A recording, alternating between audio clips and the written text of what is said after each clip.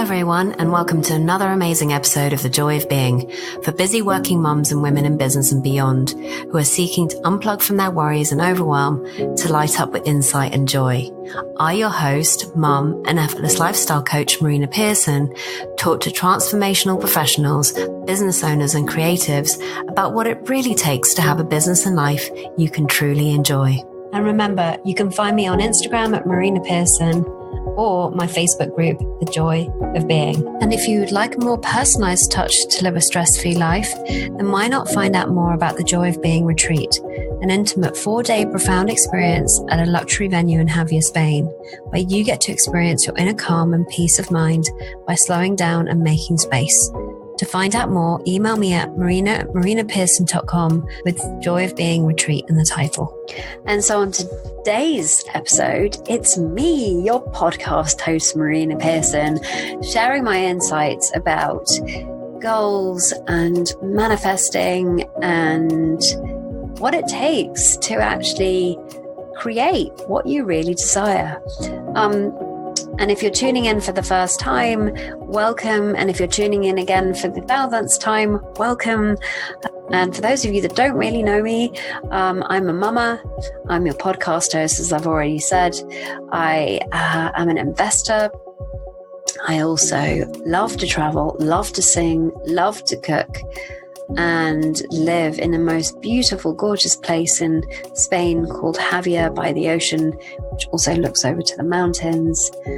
And I run a coaching business for stressed out mums in business to help them stress less and live more. And I've just sent my book in to be published.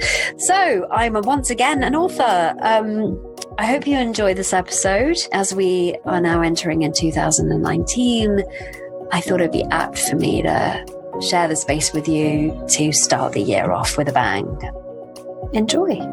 Welcome to another amazing episode of The Joy of Being. And this episode is somewhat special. I actually haven't invited a guest on this episode as I wanted to share this time with you on my own. Now, I wanted to say thank you personally to all of you that have been listening to this podcast since April of last year in 2018. And as it's the first of the year, I felt like I wanted to have a more intimate experience with you rather than interview someone else. And so as we go into this year, you may have a lot of ideas about what you want to create. You may want to you may be reflecting on how things didn't necessarily work out for you as you'd planned in 2018. And I just wanted to share that all of that's absolutely okay. And so life is definitely unfolding. Like if I reflect and then if I look back, and I invite you to do the same, in fact, actually, if you reflect back to last year, and you think, wow, what actually happened that I had no idea would happen? It's kind of cool. Like if I look back last year and I think back to the beginning of last year, 2018, I think, wow, I didn't even know I was going to create this podcast. In fact, I didn't even know that my book was going to be sent off to the publishers by the end of this year, the last year, 2018. I didn't even know that I was going to be spending Christmas with my ex and his partner here in Austin, Texas. I didn't know that I was going to be renting out my villa to complete strangers and put it out onto booking.com to make money during the summer. I definitely didn't know that I was going to be buying shipping containers. I definitely didn't know that I was going to be selling part of my investments and creating more investments. And so there are so many things in my life last year, as I'm sure there will be in yours, you had no idea about. Like you didn't know that that was going to happen. You had no idea that you were going to do that. And often we can get very insecure about the uncertainty of what the future holds. Now, if you're sitting in that space and you don't know what you want to create this year, and you're sitting in the space of, yes, I want to create all of these things, regardless of which space you're in, this is true either way. Like, I'm sure that you've had projects that you wanted to create that just did not manifest. And then there are others that totally showed up out of the blue and you're like, what happened? So I often talk about, here's the plan and here's what really happened. And they often don't look very much alike. Now, if you're a mother listening to this, you'll understand that creating a life can happen in 9 months. Now, if at the beginning of the year you didn't know that that was going to happen, by the end of the year you will be in a totally different space. And I just find that absolutely fascinating. Now, I wanted to also talk about this whole thing around procrastination, because often we can beat ourselves up about not doing the things we set ourselves out to do. And I had a bit of an insight about this a few years back when a friend of mine shared with me an insight he'd had, which was about setting goals. So he was talking about how we set a goal, we work towards making that happen, and then when it doesn't happen, we beat ourselves up about it. And what's interesting is, had you ever considered that the goal is just made up? Like, what we decide to create is just made up. Now, I'm not lessening how important that might be for you in terms of creating a project, in terms of that, but more so to bring some lightness to those sorts of things, to bring some lightness into maybe the things that you want to achieve this year. And he then went on to say, and then we beat ourselves up, which is all made up about the thing that we've made up about what we want to create, which I found very, very funny. And because I'd been doing exactly that. So we can bring some lightheartedness into the things that we end up not doing. We can also come in and bring it back to timing. It's funny, often we can think that we're procrastinating because we're procrastinators or we're lazy, and we judge ourselves for it. But there's a subtlety between not doing that project because we fear, and then there's other thing called timing. It's just not the right time yet. So let me give you an example. For the last 4 years, have been working on this book, and it started out called Effortless Living, stress less, earn more. No, stress less, work less, earn more. And that's what I was doing about 4 years ago. I was helping mums and women in business to help them stress less, work less, and earn more. But over time, I realized that my message was changing. And so I didn't want to talk about earning more. I didn't want to talk about business growth. I wanted to talk about the experience that we have of those two things and how it can actually be joyful, how it can be fun, how it can be exciting. And so it went from effortless living to the joy of being. Now, I didn't know that the book was going to be called The Joy of Being at the beginning of this year, or at the beginning of last year, in fact. And I didn't know about that because I didn't even know that this podcast was going to exist and that it was even going to be called The Joy of Being. And that would turn out to be the next message, as in the message that I wanted to really share with people. And so there is this book that I've been working on for 4 years. I sent it out to people for them to look at it. I even sent it out to Hay House. They sent it back to me a year later to say, no, they weren't going to publish it. And as time went on, I got more and more anxious about the fact that I hadn't released it. And yet I wasn't doing the work to publish it. And last year, the year before last, in fact, in the summer of 2017, I got a message which was, you still have to put certain things into it that you haven't done so yet. So I went into, I was at a retreat, and then I had this insight, and that then had to go into the book. And it was a major story of the book, and is still a major story of the book. I then sat with the book, didn't do anything about it. And then a year later, The Joy of Being is manifest. The Joy of Being is now the title of this podcast. And I'm like, well, it's not the title of the book.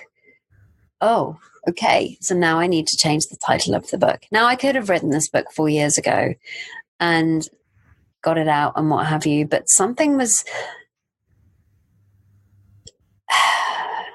like, something was stopping me from getting it out there. And at the time, I was beating myself up about the fact that I hadn't done it, that I was procrastinating.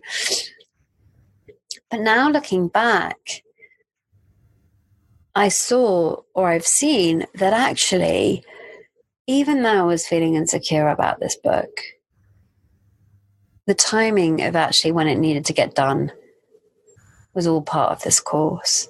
Because in October of this year, or last year, 2018, it became very clear to me that this book now needed to be rewritten and then sent to the publishers by the end of the year. And that's exactly what's happened. So it's to be launched in April of 2019, so in a few months' time.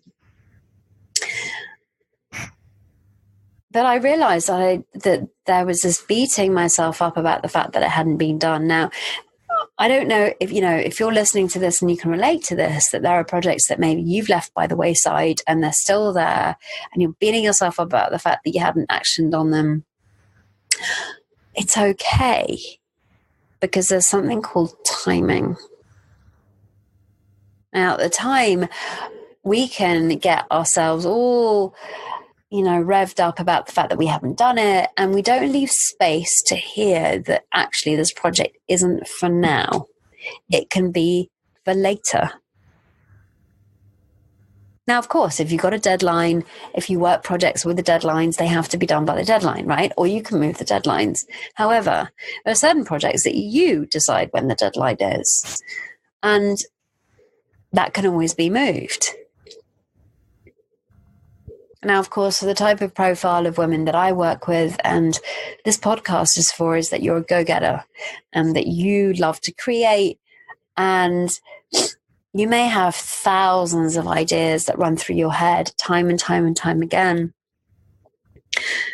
And you may be actioning on all of them. Like, I've got a particular client that's been doing that. And finally, she's kind of come to the realization that she doesn't need to action on everything that she has an idea of, because she's very creative. So if she did, she wouldn't be able to action on everything that she does.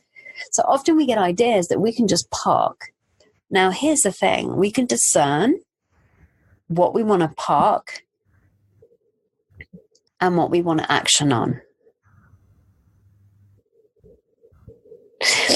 And there's a section in my book which is all about living from wisdom. And part of that is to discern where your energy wants to go this year.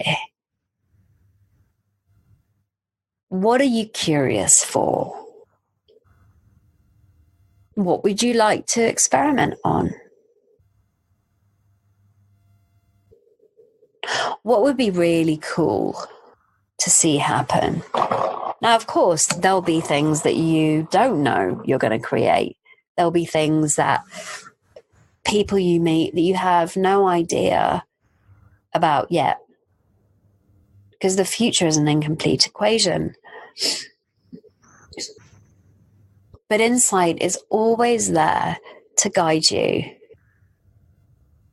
because you don't even know what insights you're going to have this year around the projects that you have, around the things that you want to get done. Now, I don't know if you've heard of this term of toxic goals and non-toxic goals. And I've been asked quite a few times whether or not we need to set goals at all. You know, most of the gurus in this personal development space kind of go, yeah, you've got to set your goals and you've got to work towards them.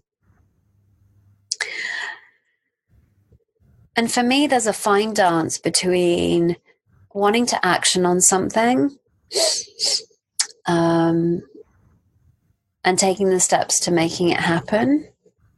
And then there are other parts of my life and other things that I'm like, I don't know what's going to happen. So I'm just going to see what does happen and what arises.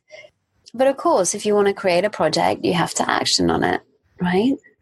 So I'll give you an example of this book launch that I want to do. I'll be in Austin, Texas, and it's for, there's an amazing 1.20 summit that I'm going to be attending, and I really wanted the book to be part of me being there because there'll be lots of mums in business who are creative and so forth and so on that I can give the book to, and podcasters and bloggers and so forth. And it just made sense for me to have the book in my hand to give to those particular women.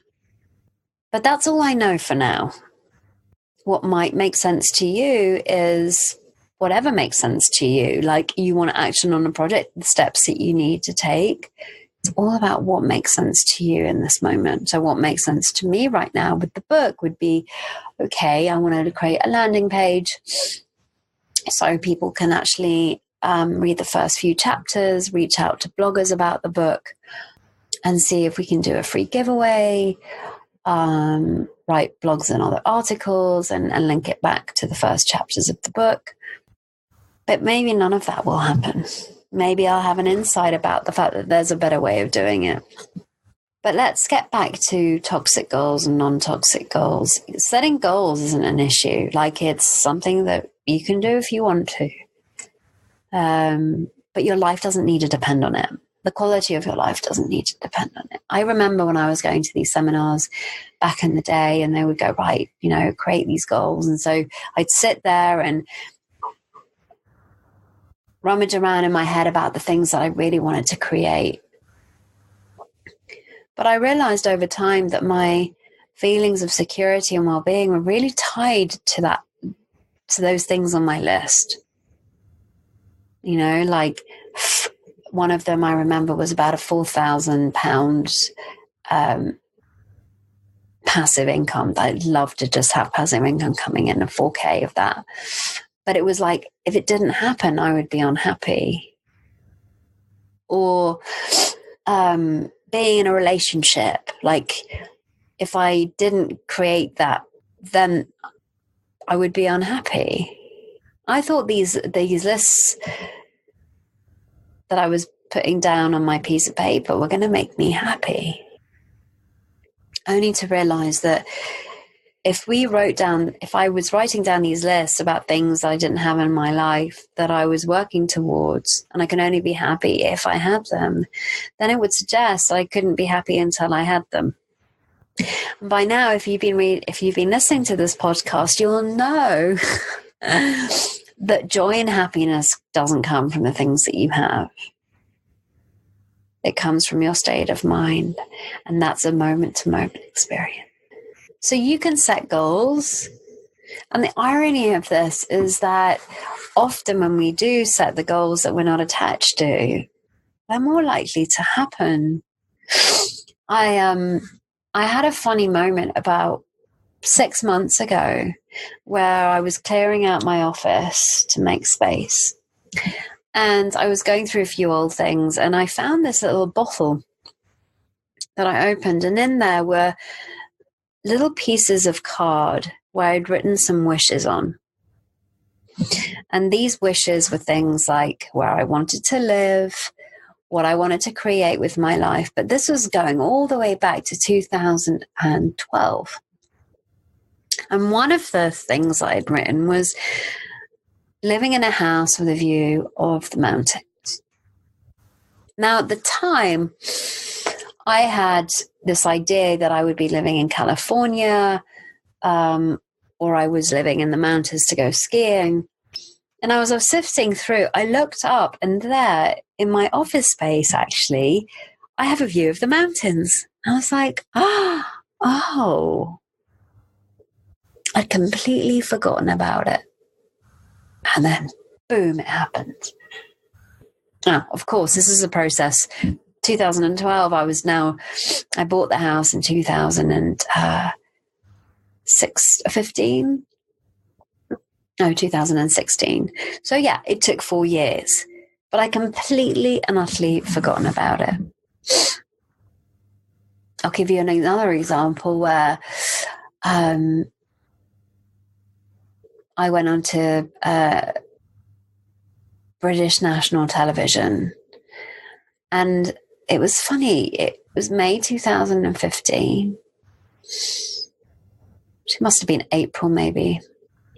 It was April 2015, and we'd just come back from Bali, me and my ex-husband.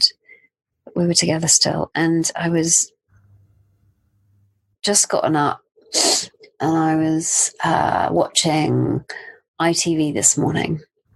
And for those of you that don't know British television, it's like one of those morning shows, right?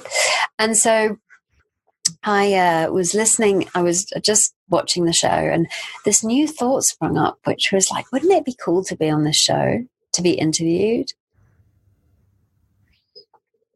Forgot all about that and went on my merry way and was doing life. And I went on to this retreat in Lanzarote. And on one of the days that I was there, I got an email from this lady I'd met years ago. And and she was a journalist, and she was looking for part of her job as a journalist was looking to get people on television. She'd been approached by the TV network, and they'd asked her, do you know of anybody that fits this profile? And she thought of me. So she reached out to me, and of course, at the time I was in Lanzarote. Literally, I was being asked to go on television the next day.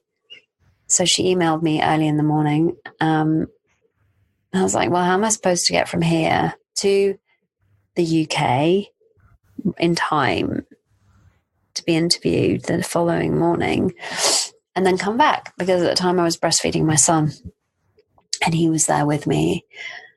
And you can imagine, right? Like I hadn't, for those mums of you listening, I didn't actually have any, I hadn't brought my pump with me because I didn't expect to be asked to go on British national television. And I was umming and ahhing. I was like, oh my God, do I go? Do I not? Do I go? Do I not? Oh. And in the end, I thought, this is a chance of a lifetime. I'll say yes. And so I said yes. And she said, oh, I don't know if the TV network actually needs this right now because they're always changing. And at 3 p.m., I got the confirmation that, yes, it was happening. So I didn't even know if there was a ticket that I could get on because it literally was that evening that I had to go. And I couldn't actually get a ticket online.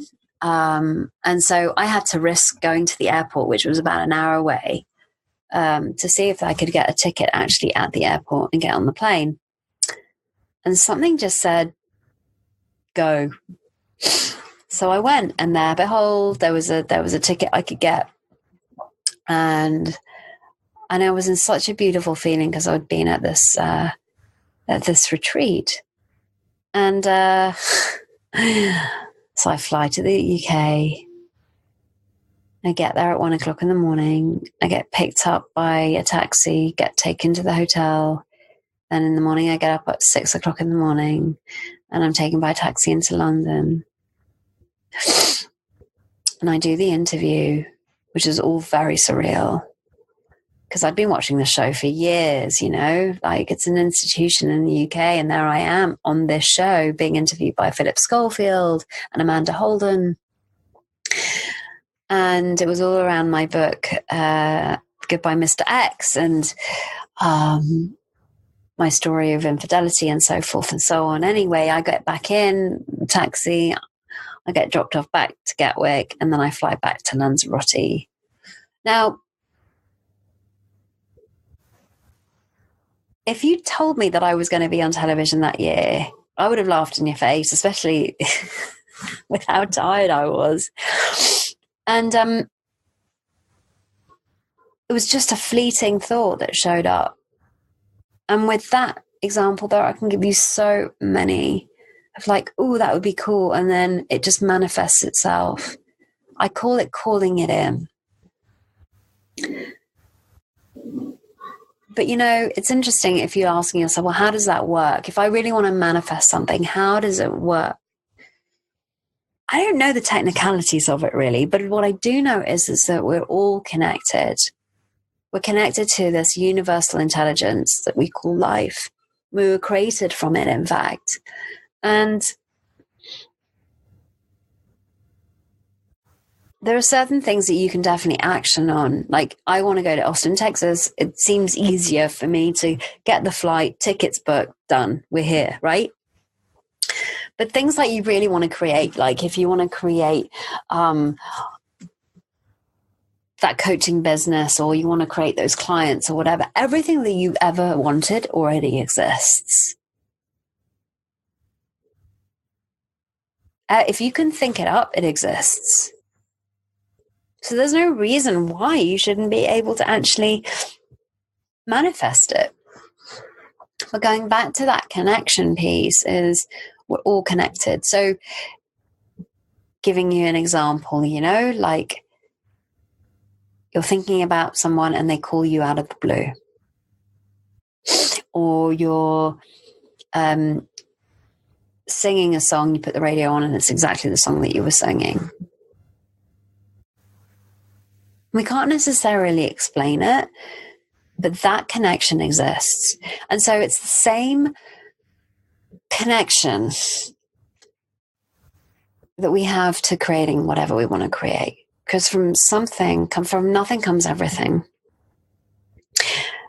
But I've seen that the more we're attached to that thing that we want to create, the more we think that, or even the fact that we think it can give us a feeling of security and well-being, and if we don't create it and if we don't get it, it's gonna be the end of the world. If it's being driven by insecurity, I've seen that usually those things are more difficult to A, manifest, and B, they don't tend to manifest. You know, I remember about 1.5 years ago, when I was still single, and I had this belief that manifesting a man was really difficult. Like, it seems like I could manifest like loads of other stuff, but manifesting a man was kind of like the exception. And it was funny, I was in Peppa Pig World. I'd gone to spend some time, taking my son to Peppa Pig World, and we checked into this hotel in Southampton. And for you mothers out there, I'm sure you can resonate, right? Like, you're the only one. It was me and my little one, and of course I had his bags and I had to take his stuff. There were no trolleys in the, at least I didn't see them downstairs, so I had to carry everything. And I was in the elevator and we're going up, and I was like, oh, if only they had like a porter, or if they had a trolley that I could use, this would be so much easier. Anyway, the door opens and there right in front of me is a shopping cart. And I giggled because it was like, oh, okay, that was easy. And then as I got everything into the shopping cart, a new thought popped in, which was, what if manifesting a man was as easy as manifesting that shopping cart? Oh, okay. Well, I'd never considered that. Anyway, I spent the next month in the UK, and then I got back to Spain, and literally the day after I arrived, I went out on a date, and that's my partner that I've been with for the last year and a bit. So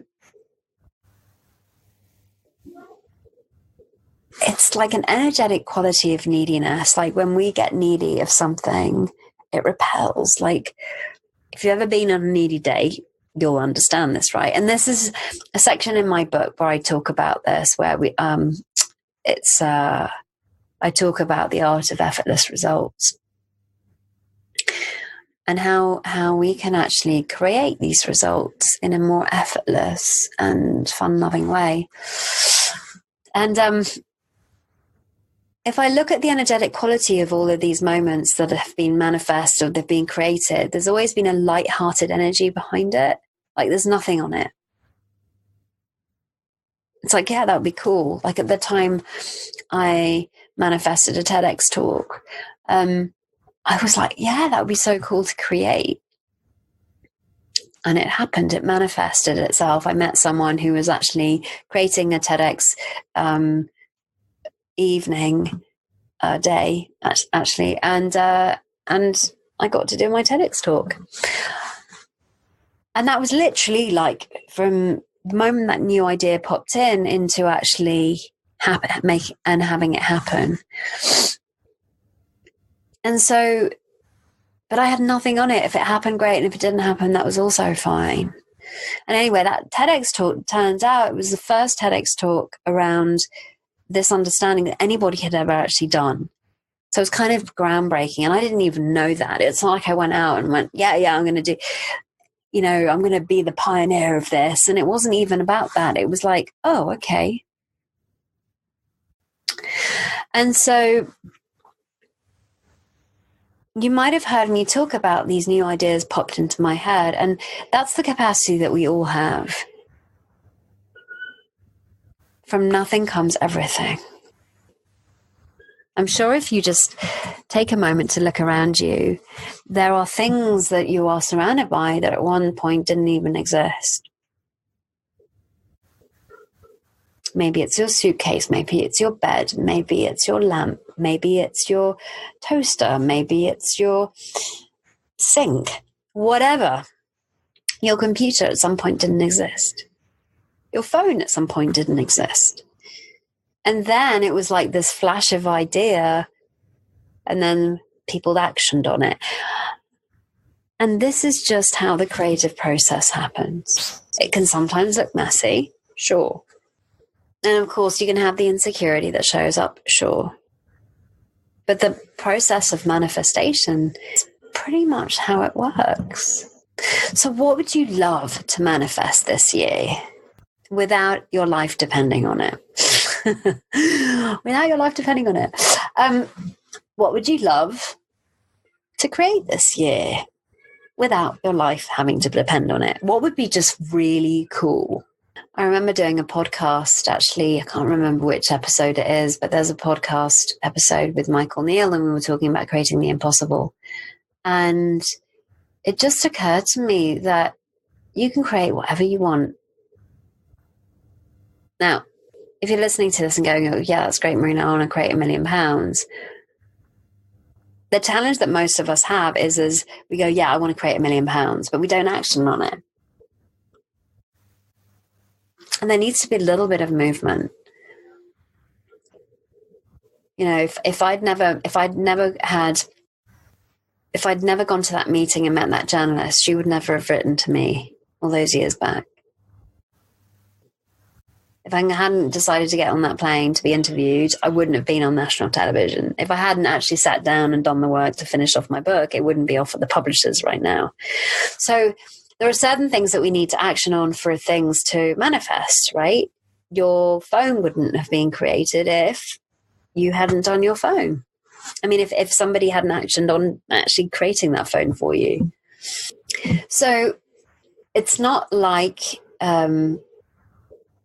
you can sit at home and just go, right, that's what I want to create, and let that happen. It's more like there is an energy behind the purity of that, the purity of the creation of it. It's like, that would be fun.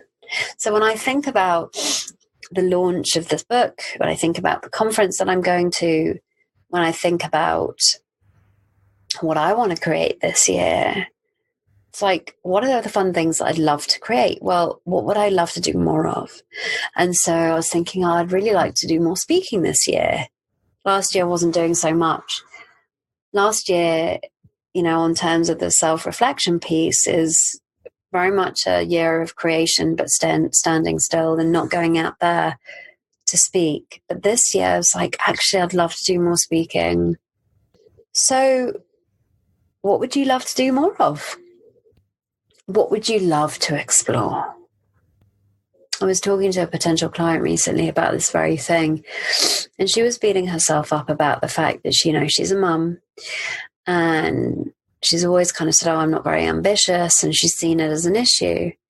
And I said, "Well, you were dealing with a lot of stuff." She was going through, very difficult relationship at the time, and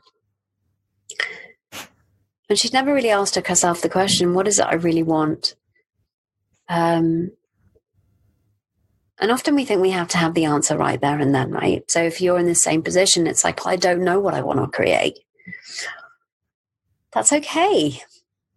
Some of us don't even know, right? It's like, I don't even know. I don't have no idea what I want to create. And that's a brilliant place to be, because you're in the not knowing.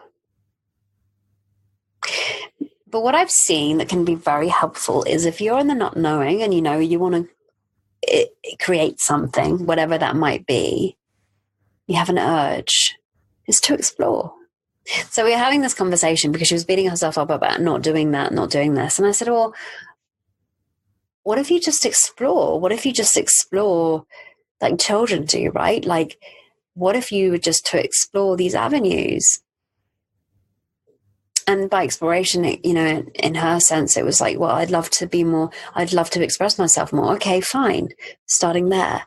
How would you love to express it? Would it be through written word? Would it be through drama? Would it be through, I remember when Leo was much, much smaller,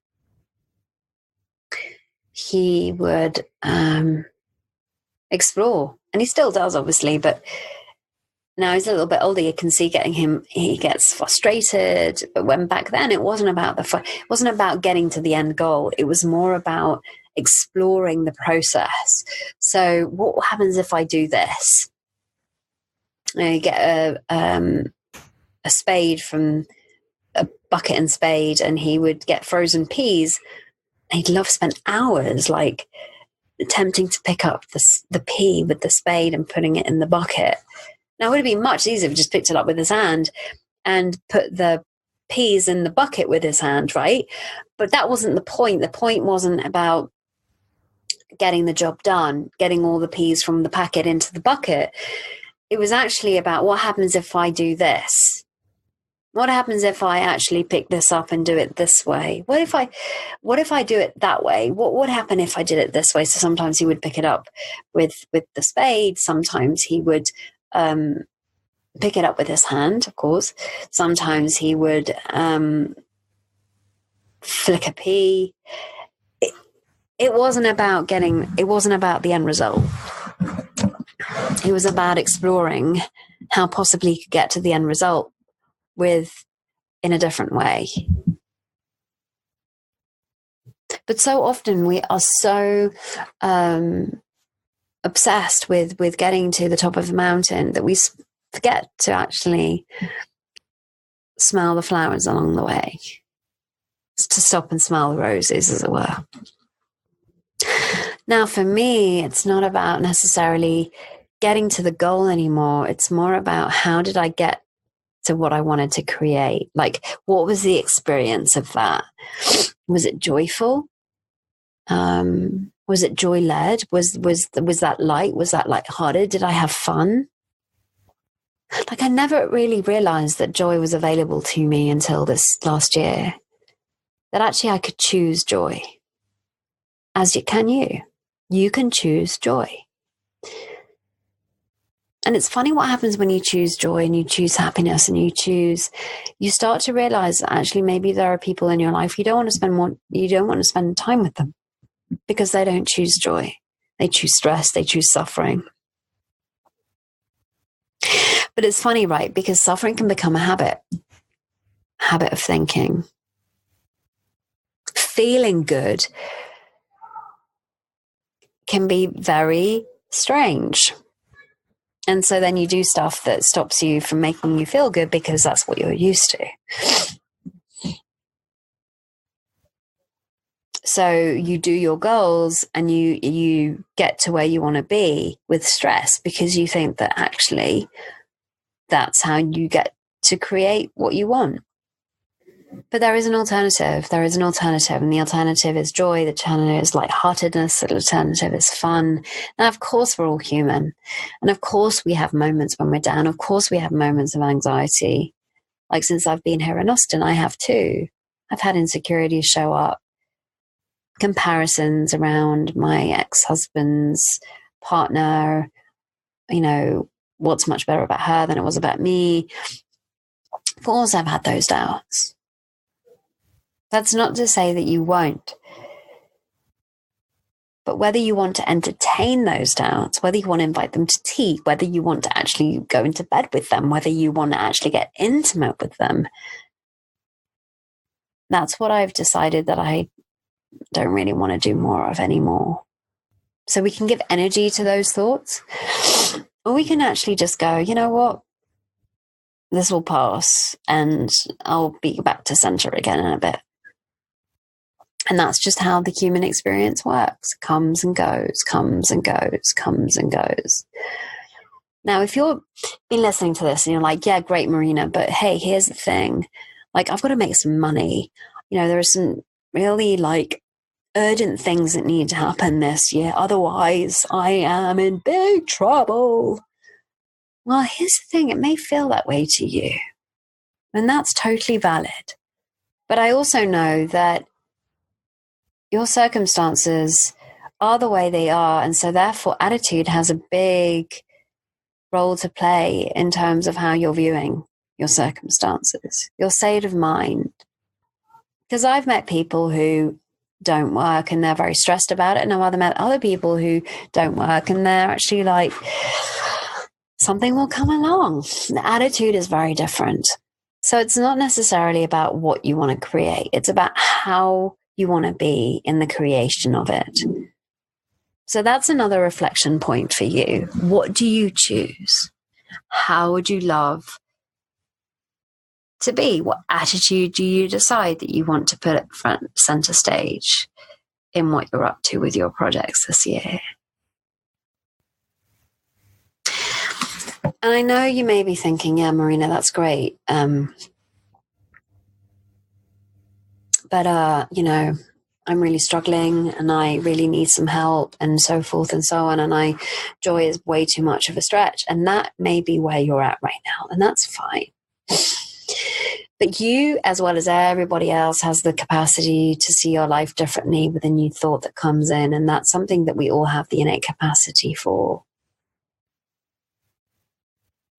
I was reading about Deliciously Ella's story as I bought her new cookbook, because I actually want to experiment this year with going vegan for a while and see how I feel. Like a big step of changing your life.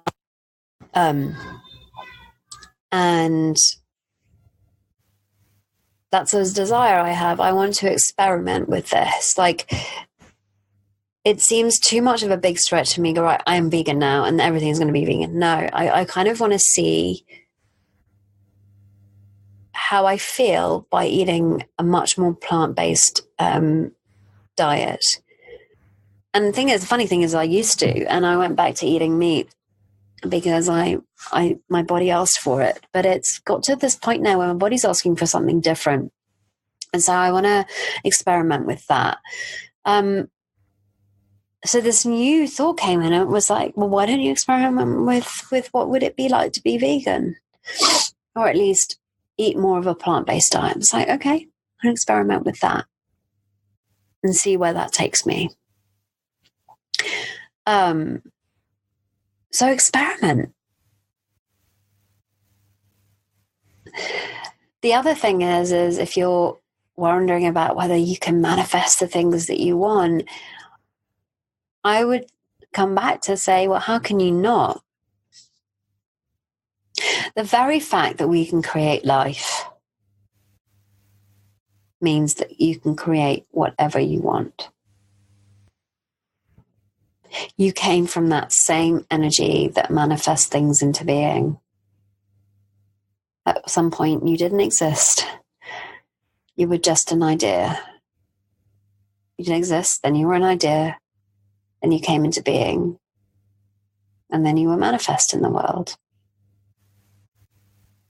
So how can you not? So yeah, I hope this week's episode has been useful, helpful, something that you can chew on, something you can inquire about this year. And so if you'd like to know more about what I'm up to, you can always go to my website, marinapearson.com. I also have some really great downloads that you can take off my website, timesheet, guilt-free audio, and my Joy Catalyst scorecard, which will help you identify where you are on the Joy Richter scale and what to do about that. And if you want to connect with me, I'm really active on Instagram. So come and join me over there at Marina Pearson and come and share what you've been up to, how things are manifesting for you. And yeah, please leave us a review.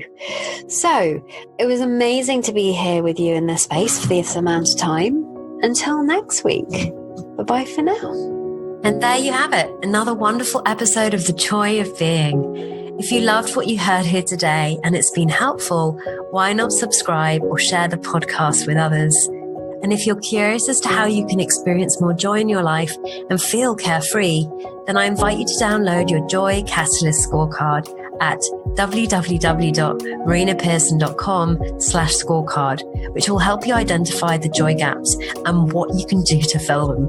And remember, you can find me on Instagram at Marina Pearson or my Facebook group, The Joy of Being. So until next week's episode, remember, you are the joy you seek.